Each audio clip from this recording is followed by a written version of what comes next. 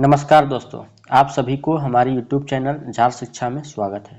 तो चलिए हम लोग झारखंड का अगला प्रैक्टिस सेट झारखंड सामान्य ज्ञान 42 करते हैं और देखते हैं 45 प्लस इम्पोर्टेंट क्वेश्चन। तो चलिए स्टार्ट करते हैं आज के पहले क्वेश्चन से। और आज का पहला क्वेश्चन है कि भूमिज विद्रोह का तात्कालिक कारण निम्न में से क्या था। इसका सही आंसर हो जाएगा आपका सी, यानी कि 26 अप्रैल 1832 को बड़ा भूम राज्य के दीवान माधव सिंह की गंगा नारायण के हाथों क्रूर हत्या। इसकी व्याख्या देखते हैं। भूमिज विद्रोह का तात्कालिक कारण 26 अप्रैल 1832 ईस्वी को बड़ा भूम राज्य के दीवान माधव सिंह की गंगा नारायण के हाथों क्रूर हत्या के साथ भूमिज विद्रोह की शुरुआत हुई। नेक्स्ट क्वेश्चन है, भूमिज विद्रोह के विषय में निम्न कथनों में कौन सा कथन सही नहीं है, मतलब कौन सा कथन जो है वो सही नहीं है। तो पहला है कि 1832 ईस्वी में ईस्ट इंडिया कंपनी की सेना बरकंदराज ब्रेडन और लेफ्टिनेंट ट्रिमर के नेतृत्व में आ पहुंची थी। तो ये तो आपका सही है। दूसरा है, टेंट को ही भूमिज विद्रोह के दमन का मुख्य श्रेय जाता है। तो ये भी आपका सही है। तीसरा है, गंगा नारायण पर घोषित इनाम बड़ा भूम के राजा गोविंद सिंह को दिया गया। तो ये आपका गलत है। तो इसकी व्याख्या देख लेते हैं कि गंगा नारायण के मारे जाने से कैप्टन विल्किंसन ने राहत की सांस ली और गंगा नारायण सिंह को जिंदा या मुर्दा लाने वाले के लिए घोषित इनाम 5000 रुपये का सरकारी इनाम खरसावां के ठाकुर चैतन सिंह को दिया गया।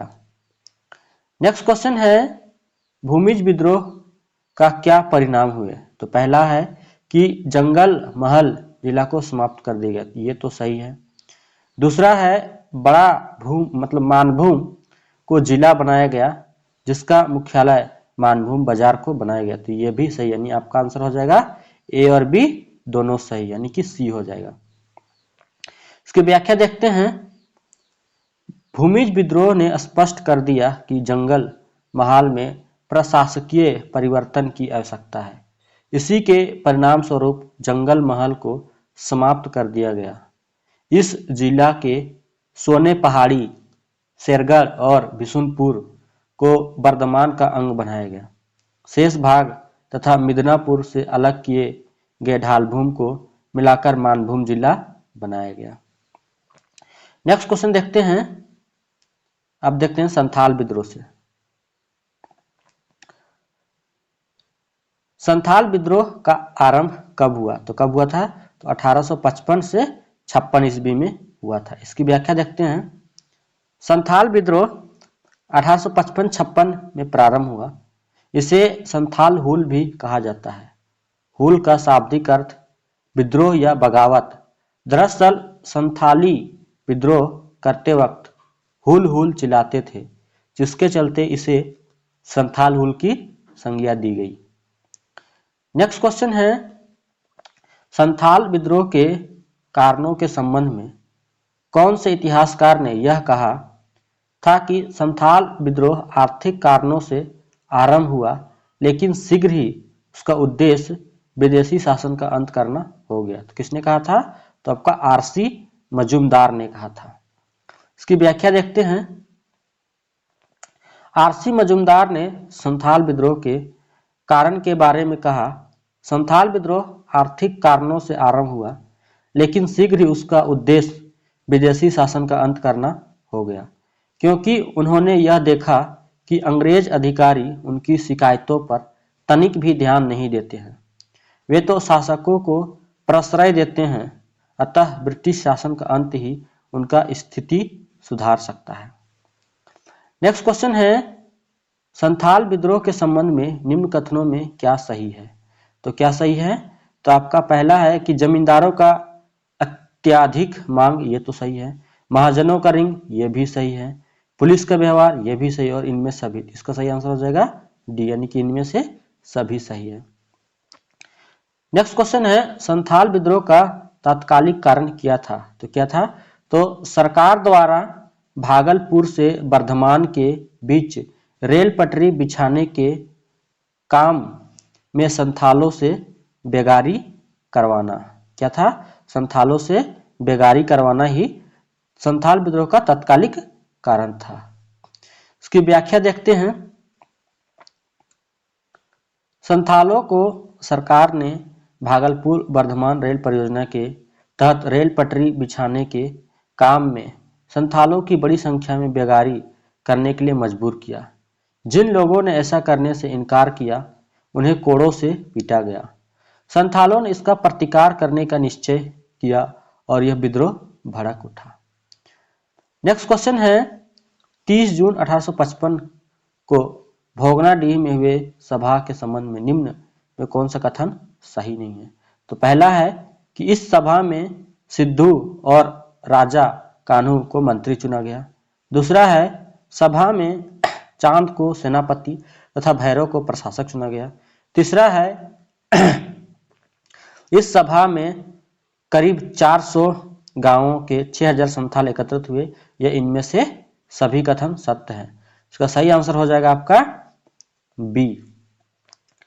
यानी कि 30 जून 1855 ईस्वी को भोगनाडीह में एक सभा का आयोजन किया गया जिसमें 400 गांवों के 6000 संथाल एकत्रित हुए और एक स्तर में सिद्धू को राजा, कान्हू को मंत्री, चांद को प्रशासक तथा भैरव को सेनापति चुना गया।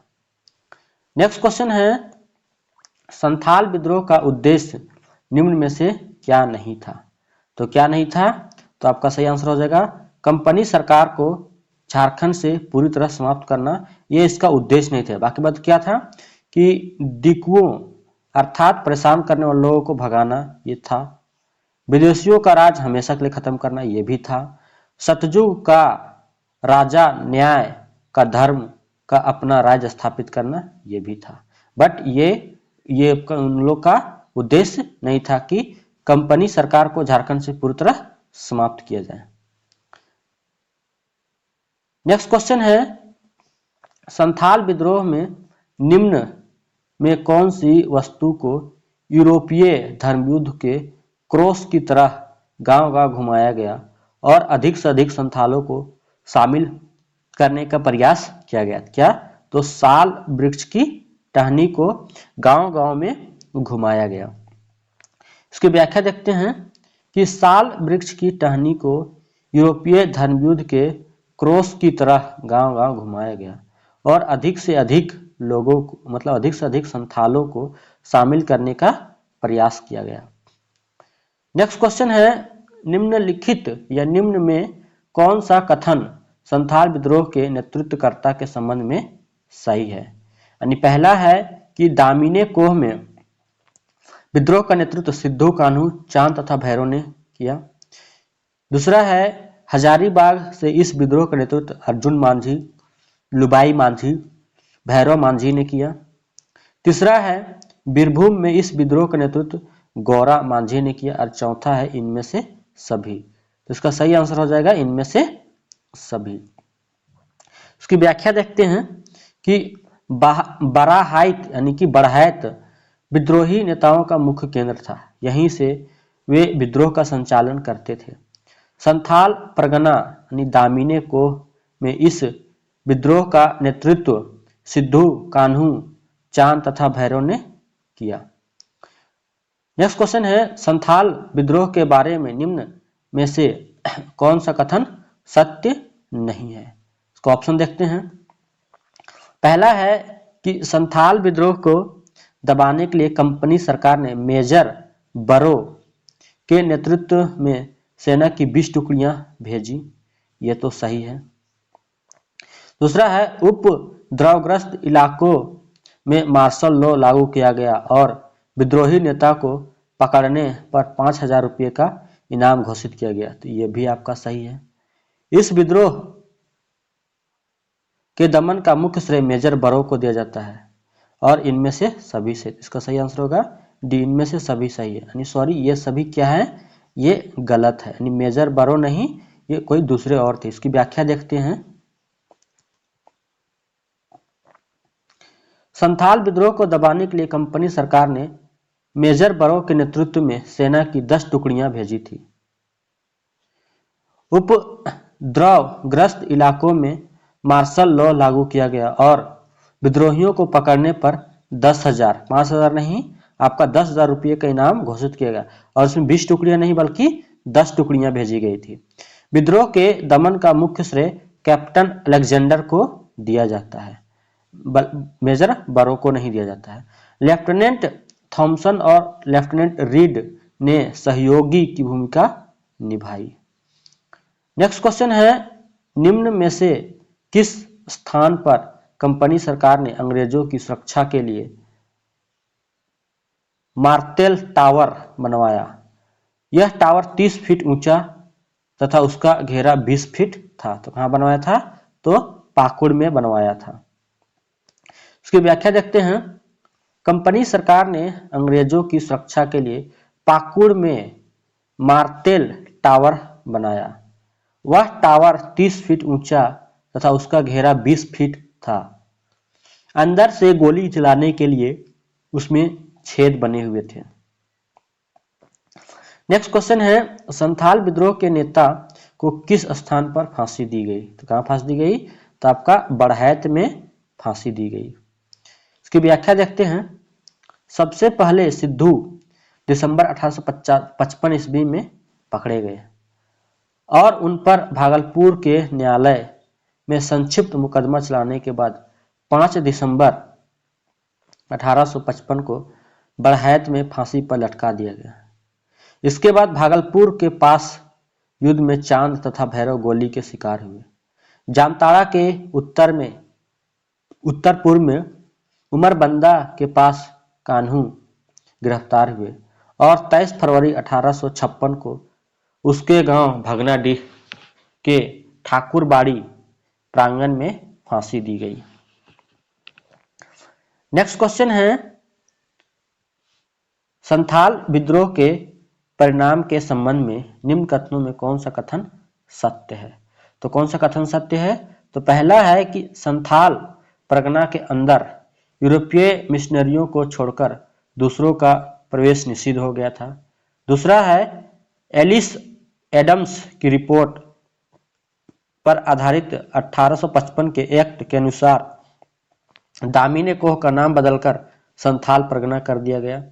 तीसरा है, जॉर्ज मूल ने भागलपुर के कमिश्नर की सहायता से पुलिस कानून लाया गया जिसे चूल नियम कहा गया। यह इनमें से सभी, इसका सही आंसर हो जाएगा इनमें से सभी जो है वो सत्य है।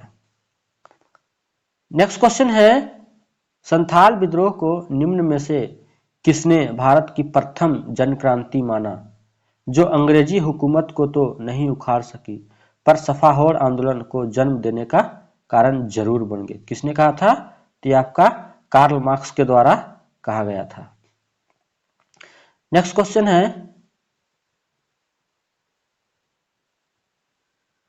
इसकी व्याख्या देख लेते हैं। जर्मनी के समकालीन चिंतक कार्ल मार्क्स ने अपनी पुस्तक नोट्स ऑफ इंडियन हिस्ट्री, कौन सी पुस्तक? नोट्स ऑफ इंडियन हिस्ट्री में जून 1855 को संथाल क्रांति को जनक्रांति बताया। नेक्स्ट क्वेश्चन है, निम्न में से किसने संथाल विद्रोह को मुठभेड़ की संज्ञा दी? तो किसके द्वारा मुठभेड़ की संज्ञा दी? तो LSSO मूले के द्वारा संथाल विद्रोह को मुठभेड़ की संज्ञा दी। नेक्स्ट क्वेश्चन है, संथाल विद्रोह का रूप कैसा था? तो कैसा था? तो सामाजिक आधार था और सुसंगठित विद्रोह था, यानी किसका आंसर हो जाएगा डी, यानी कि ए और बी। नेक्स्ट क्वेश्चन है, संथाल विद्रोह के अपने सामाजिक आधार थे। इस विद्रोह में संथाल के साथ साथ समाज के सभी वर्गों ने भाग लिया। इस विद्रोह में स्त्रियों ने भी भाग लिया, जैसे फूलो और झानो। संथाल विद्रोह एक सुसंगठित विद्रोह था जो उसकी एकजुटता और नेतृत्व से पता चलता है, लेकिन यह विद्रोह सीमित क्षेत्र में फैला था। नेक्स्ट क्वेश्चन है, ऐसा किसने कहा अब विदेशी शासन का अंत निकट है तथा ब्रिटिश व उनके समर्थक गंगा के पार लौट जाएंगे और आपस में लड़ मरेंगे। किसने कहा था? तो सिद्धू और कान्हू ने कहा था। इसकी व्याख्या देखते हैं। सिद्धू कान्हू ने यह भरी सभा में घोषणा की कि ठाकुर जी ने उन्हें निर्देश दिया है कि आजादी के लिए अब हथियार उठा लो। नेक्स्ट क्वेश्चन है, इनमें से किस आंदोलन को मुक्ति आंदोलन की संज्ञा दी जाती है? तो किस आंदोलन को? तो आपका संथाल आंदोलन को मुक्ति आंदोलन की संज्ञा दी जाती है।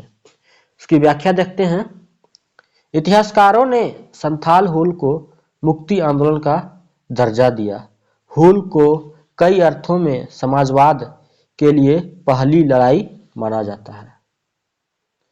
नेक्स्ट क्वेश्चन है, संथाल विद्रोह के संबंध में निम्न कथनों में कौन सा कथन सत्य है? इसका सही आंसर है, मतलब पहला ऑप्शन है कि इस विद्रोह को संथाल परगना की प्रथम जनक्रांति माना जाता है। दूसरा है संथाल परगना का जिलाधीश एशली एडन था। तीसरा है इस विद्रोह में व्यापक नरसंहार होने के कारण इसे खूनी विद्रोह भी कहा जाता है। इनमें से सभी से, तो इसका आंसर हो जाएगा डी, इनमें से सभी सही है। नेक्स्ट क्वेश्चन देखते हैं। संथाल विद्रोह के नेता सिद्धू कान्हू के पिता का नाम क्या था?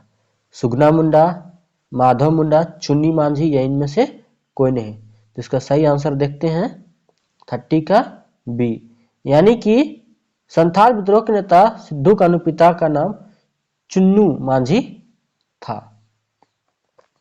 नेक्स्ट क्वेश्चन है, झारखंड में साल के किस महीने में शहीदों का महीना माना जाता है? तो किस महीने को माना जाता है? तो आपका जून महीने को माना जाता है। झारखंड के इतिहासकार या इतिहास के पन्नों में जल, जंगल, जमीन, इतिहास, अस्तित्व बचाने के संघर्ष के लिए 30 जून को संथाल विद्रोह प्रारंभ हुआ। इसी दिन को हूल दिवस मनाया जाता है। यह महीना शहीदों का महीना माना जाता है।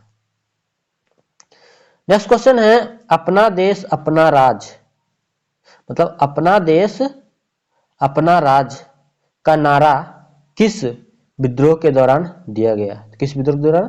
तो आपका संथाल विद्रोह के दौरान दिया गया। इसकी व्याख्या देखते हैं। करो या मरो अंग्रेजों हमारी माटी छोड़ो।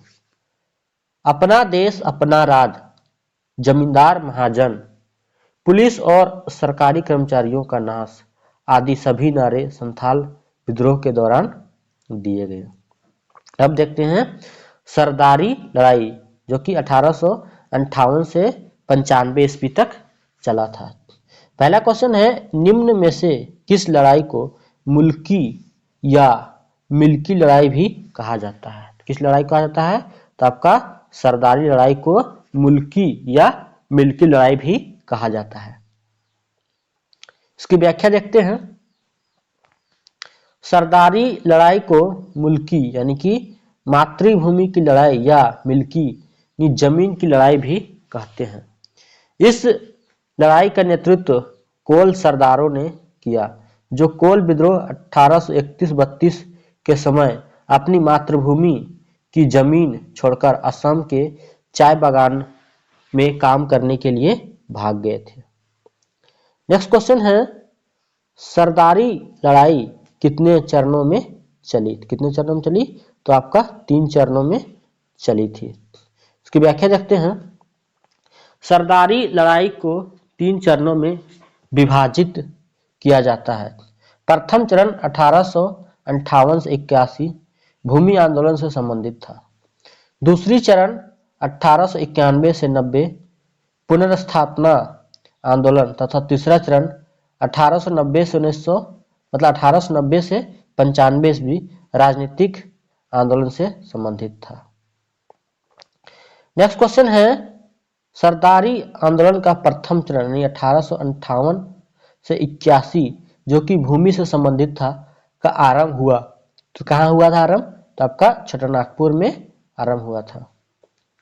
नेक्स्ट क्वेश्चन देखते हैं 36 नंबर। इसकी व्याख्या देख लेते हैं। भूमिज या भूमि आंदोलन का प्रारंभ छोटानागपुर खास से हुआ। सोनपुर, दसिया, द्वैसा और खुखरा आंदोलन के मुख्य केंद्र थे।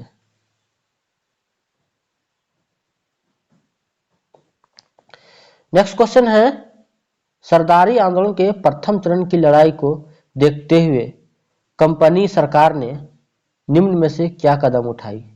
तो पहला है कि भुइंहारी कास्तों के संरक्षण का निर्णय लिया।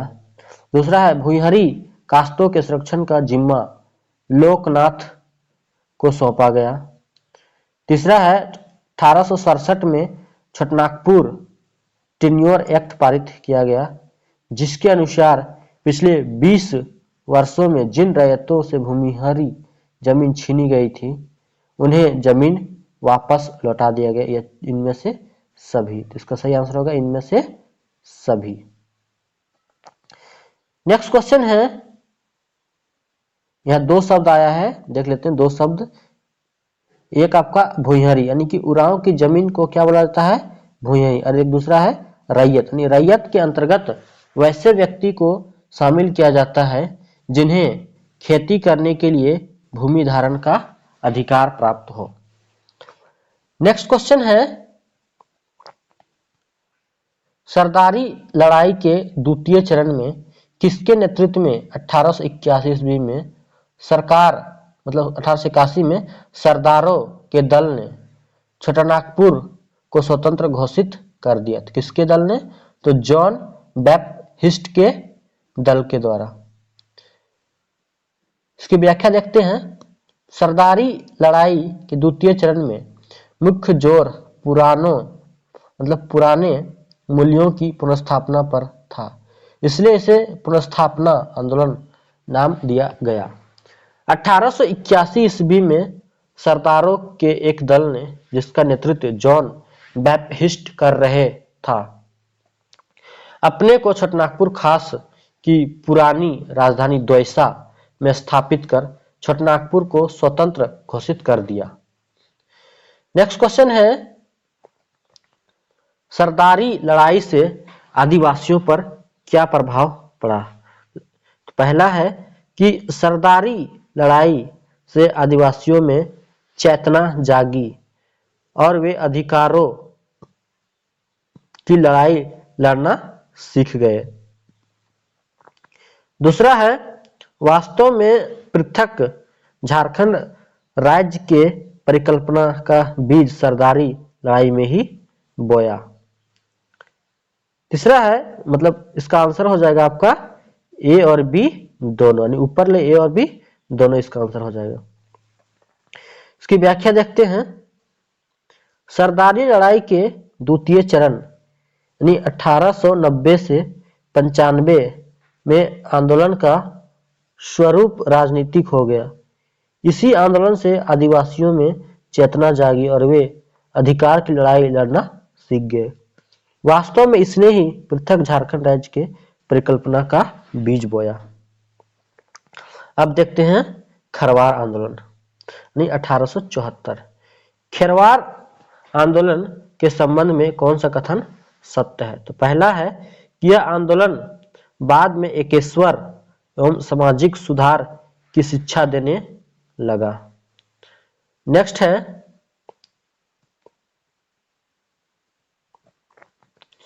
शुरू से ही यह आंदोलन राजस्व बंदोबस्ती की गतिविधियों के विरुद्ध एक अभियान का रूप धारण किया हुआ था। तीसरा है, यह आंदोलन या इस आंदोलन का नेतृत्व खेरवार जनजाति के भगीरथ मांझी ने किया। तो इसका सही आंसर हो जाएगा सी हो जाएगा। इसकी व्याख्या देखते हैं। झारखंड में सुधारवादी आंदोलन में खेरवार आंदोलन का प्रमुख स्थान है। यह आंदोलन प्रारंभ में एकेश्वरवाद एवं सामाजिक सुधार की शिक्षा देता था, लेकिन बाद में राजस्व बंदोबस्ती की गतिविधियों के विरुद्ध एक अभियान का रूप धारण किया। इस आंदोलन का नेतृत्व खेरवार जनजाति के भगीरथ मांझी ने किया। इसी कारण इसे भगीरथ मांझी का आंदोलन भी कहा जाता है। नेक्स्ट क्वेश्चन है, खेरवार आंदोलन के संबंध में निम्न में से कौन सा कथन सही नहीं है? तो कौन सा नहीं है? तो आपका सी, यानी कि सही कौन कौन सा है? तो राजस्व बंदोबस्ती गतिविधियों को सुधार की प्राप्ति के लिए भारतीय मांझी ने जो मार्ग अपनाया वह धर्म आधारित और अहिंसक था। भागीरथ मांझी ने आंदोलन की शुरुआत 1874 ईस्वी में की। नेक्स्ट क्वेश्चन देखते हैं,